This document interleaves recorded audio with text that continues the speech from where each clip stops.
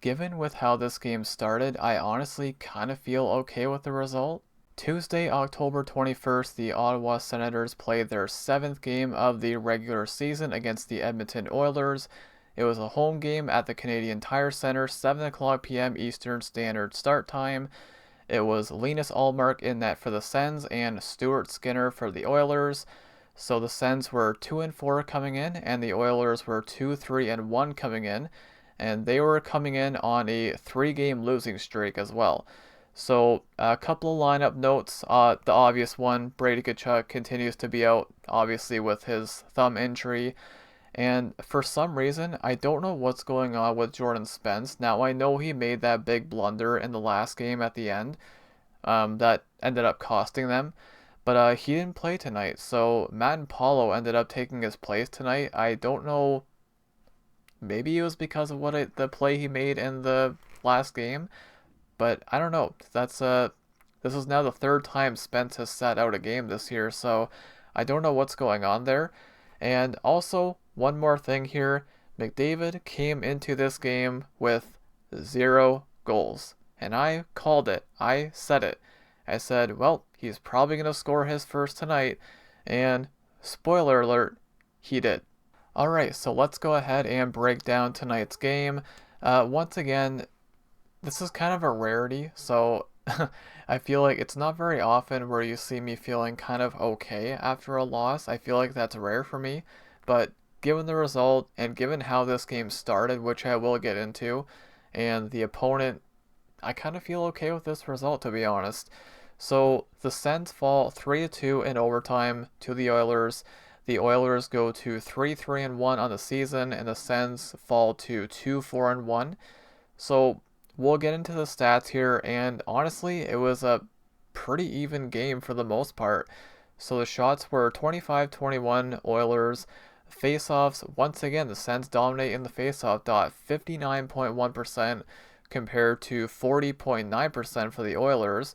Power play, I mean, is it even shocking anymore? The Sens need help on their penalty kill. Well, we all know this, right? We all know this, especially against this team. You can't go to the box against this team, man. You just can't. Oilers were 2 for 3 on the power play. Sens were 1 for 3 on their power play. Penalty minutes were 6 apiece. Hits were 20 apiece. Block shots 17-9 in favor of the Oilers. Giveaways 18-13. Sens having the fewest.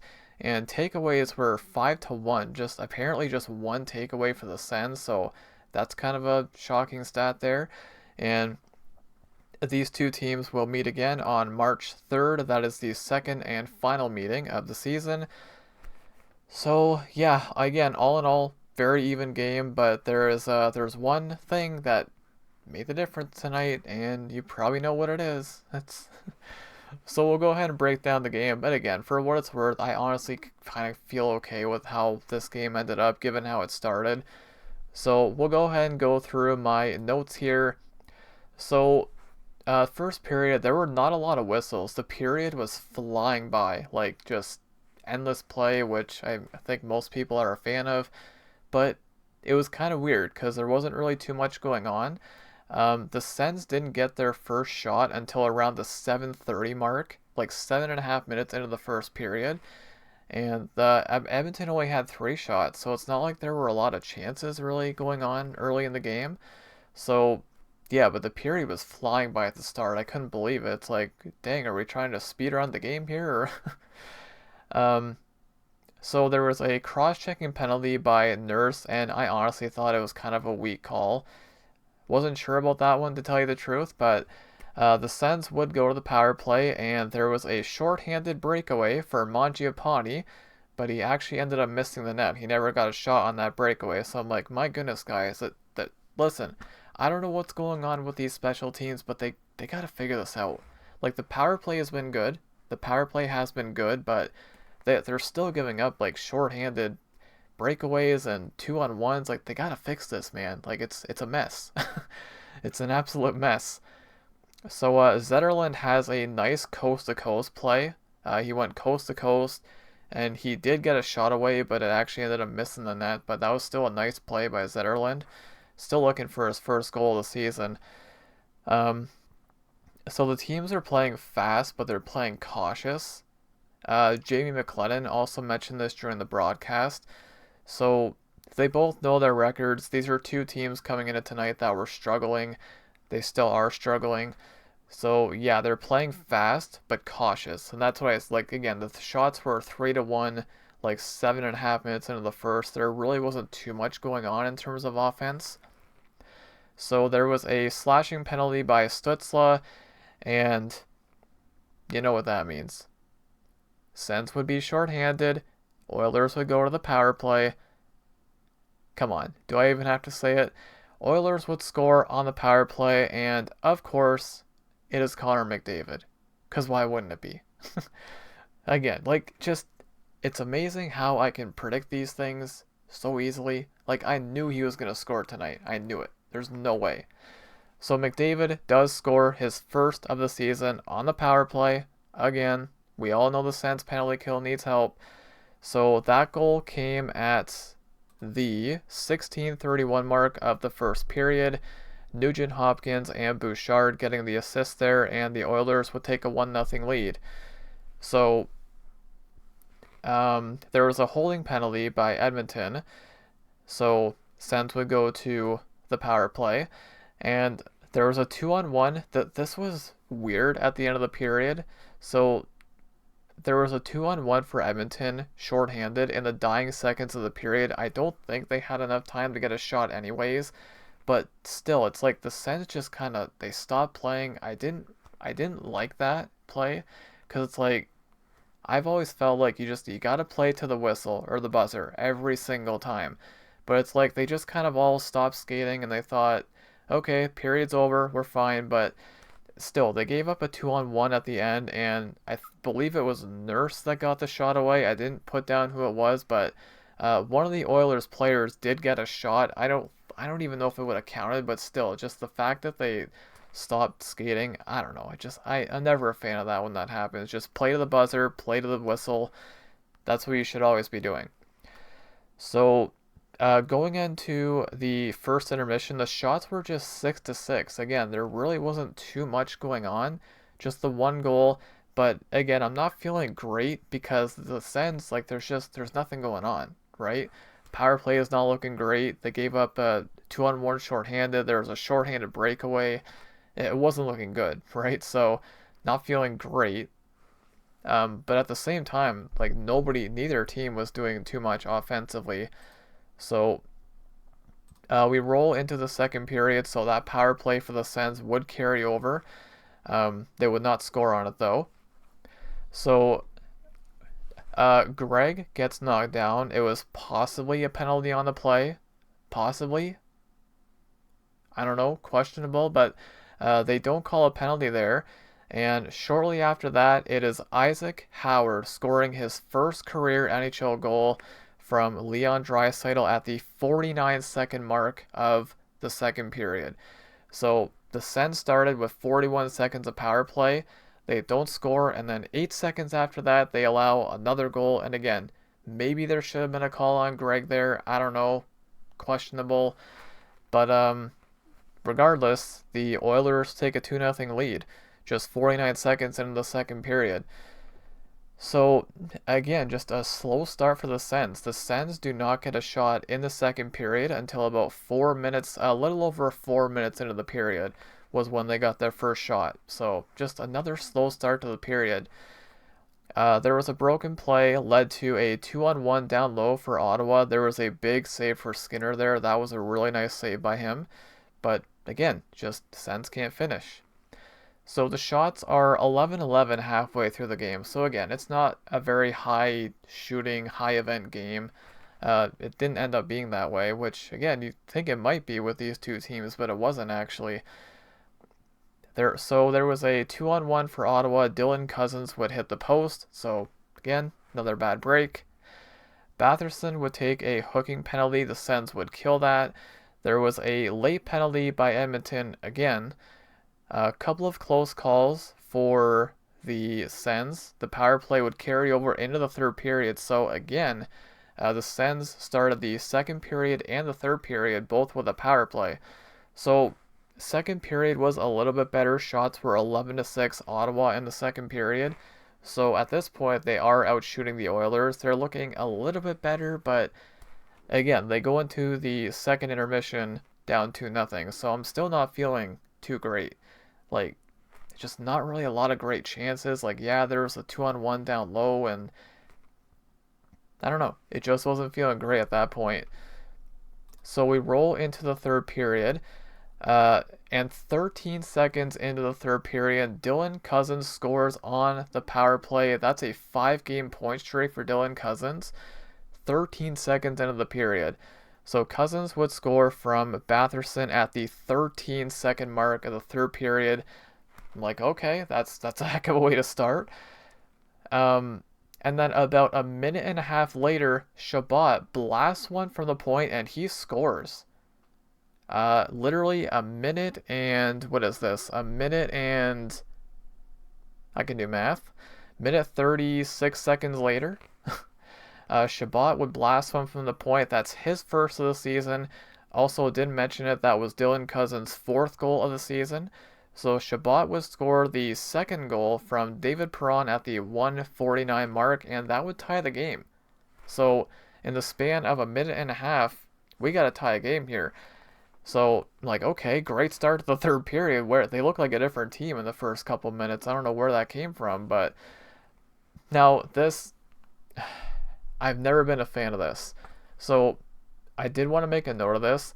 The crowd started chanting Skinner's name, but the game is tied 2-2. Listen, I know it's sports, the chanting, the goalie names, I get it, I know, but the game is tied. I'm just like, I don't know about this. It doesn't sit right with me. If your team has a lead, okay, it's different, but the game's tied, and they're chanting Skinner's name. Yes, I know he allowed 2 quick goals. I believe it was back-to-back shots. I could be wrong about that. I know, but still, the game is tied. Just didn't sit right with me. So, yeah. So the Sens can't clear the zone again. How many times have I said that already this season? They cannot clear the zone. Bouchard wires a one-timer, and there was a huge glove save by Ullmark. That was a very nice save. Ullmark played pretty good tonight. He made some big saves. But yeah, that was a big one for sure. Easily could have been a 3-2 Oilers lead right there, but it wasn't.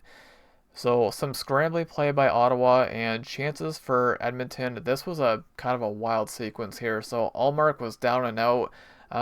Savoy actually had a wide open net at one point, but he couldn't score. So they could have easily had one there as well, but Edmonton couldn't finish.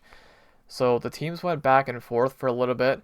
So Ridley Gregg also had a good chance. He cut to the net, but the puck actually rolled off his stick. He actually never got a shot off there, but that was still a good chance. So at this point, there's like maybe 3 minutes left in the game, and I'm thinking, okay, so game is tied. It's late. Here we go again. Because the last game against the Islanders, it was tied. It was late, and we all know what happened there. So I'm thinking, okay, here we go again. So Edmonton would ice the puck with 13 seconds left. Ottawa would call a timeout. They would not get a chance out of that, so we go to overtime. We do go to overtime. So it is the second overtime game of the season for the Sens. I'm not sure how many overtime games the Oilers have played. So 25 seconds into overtime, there was a slashing penalty by Stützle. This is maybe the one part of the game that maybe frustrated me the most. Maybe, like, was it a weak call? Maybe, but it's on the hands. Listen, players should know this by now. If you take your stick, you hit a guy in the hands, they're gonna call that basically every time. So was it a little weak? Maybe, but it's still slashing. He still got him on the hands. So it's a penalty, and the Oilers would go to a power play 25 seconds into overtime. I think we know how that ends, right? So there was a 2-on-1 for Ottawa shorthanded, but they didn't get a shot out of it. Nothing really came out of that. There were a couple of big saves by Ullmark, and the second one actually knocked his helmet off. So Again, Allmark with some big saves there, but Jake Wallman playing in his first game of the season, he would end up walking in and blasting one past Allmark for the game winner in overtime. And again, it was on the power play. Uh, just obviously it sucks. It sucks to lose, obviously. But again, given how this game started, especially the first two periods, I kind of feel okay with this result, to be honest. So yeah, that's and also another thing too, like I like the Oilers as a team. I'll never, you know what I mean? Like I got no ill will against them. So it's hey, I'm okay with that, honestly. They got a point out of it. So that was your final. 3-2 in overtime. The Oilers do defeat the Sens. And also, on that overtime goal, Ekholm and Savoy getting the assist. I think that might be Savoy's first career point, maybe. Not sure. But yeah, there is your overtime winner. The 3 stars of the game, Jake Wallman, the first star, of course, game winner in overtime. And then Isaac Howard, the second star, he had a goal. And Dylan Cousins was the third star, also with 1 goal. So let's go ahead and look at the box score. Let's hope the site is working. It looks like it is. Okay. So for the Sens, let's see here. So Dylan Cousins had a goal. We have Batherson and Perron with 1 assist. And then on the defense, just Shabbat. Wait, what the heck? Wait. Shabbat with a goal. So there were 2 assists, I guess. Okay.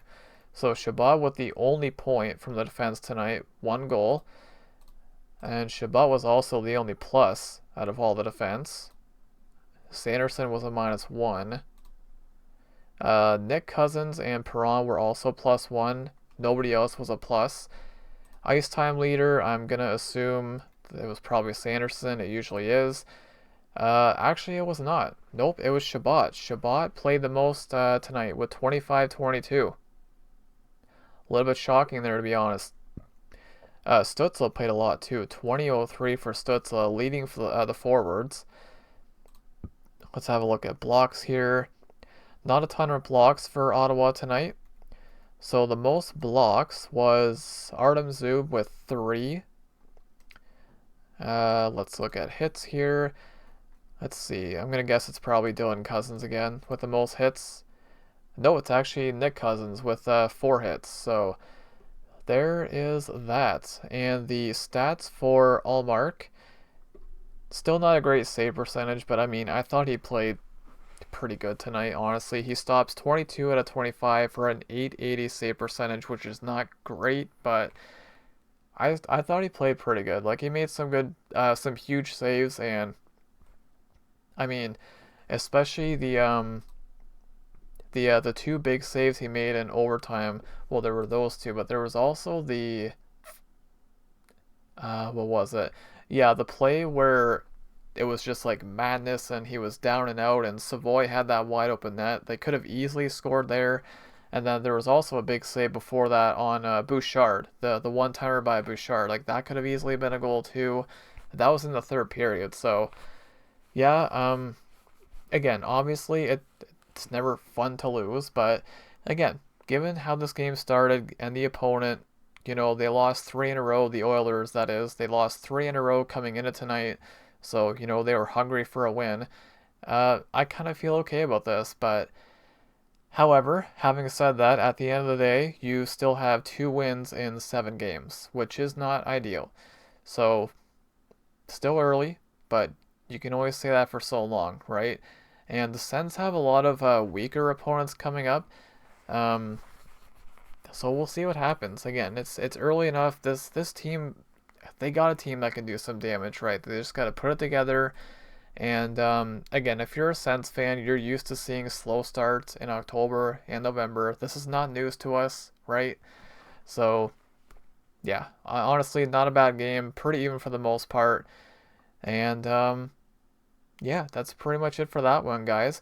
So the Sens' next game will be on Thursday, October 23rd at 7 o'clock p.m. Eastern against the Philadelphia Flyers.